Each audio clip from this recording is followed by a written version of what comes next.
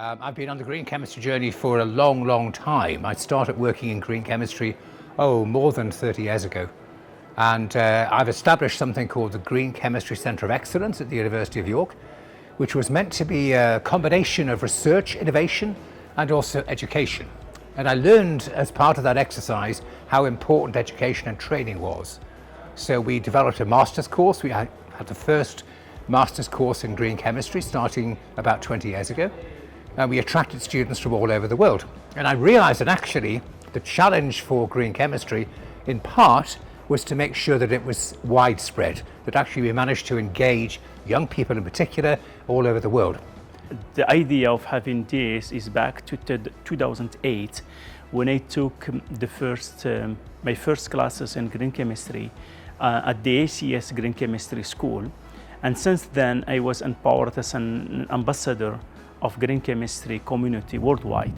So I have participated in many programs, and they have always dreamed to establish something similar to in Morocco.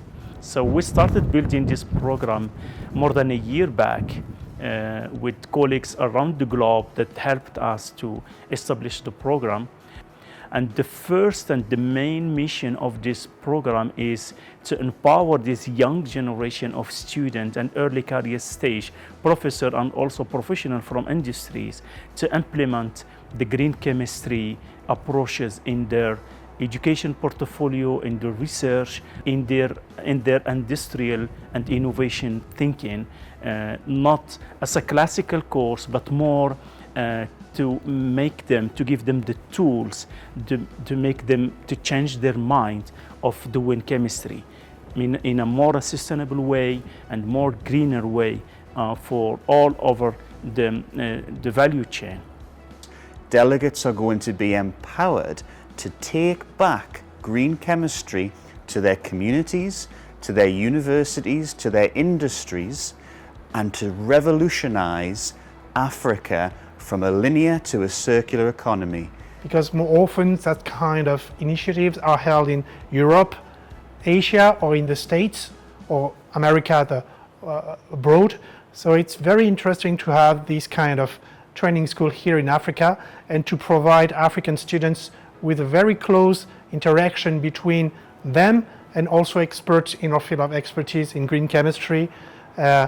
Could be green organic synthesis, inorganic synthesis, polymers, biotechnologies, to name a few. So for many years now I've been teaching in different countries, in India, a lot in China, and also parts of Africa. And I spent a period of time in South Africa a few years ago where I get a better feeling, I think, for the African possibilities. I began to realize the potential of Africa as a continent, not only in terms of the young people, the growth in population, the growing demands, of course, of the population, but also in terms of the potential to make a major contribution to green chemistry.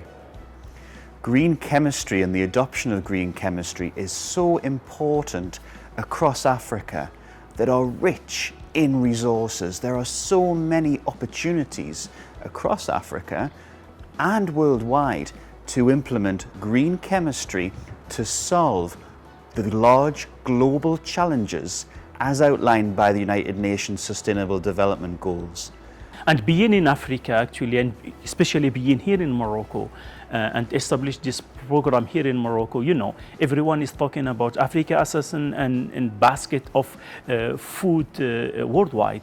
This will be the land for making food that will feed the world.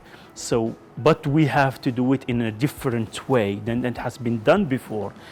So when you think about food, you think about soil health, you think about fertilizers, and then when you look deeper, you find that this chemistry is everywhere. If you want to make Africa as a food basket, so you need to think while before coming to the basket, you need to think about what chemicals we are putting in the soil, how we are polluting our environment, how we are making our chemicals, how we are making our building blocks, our materials. And so it goes back to chemistry. So the chemistry is the cornerstone of a sustainable development.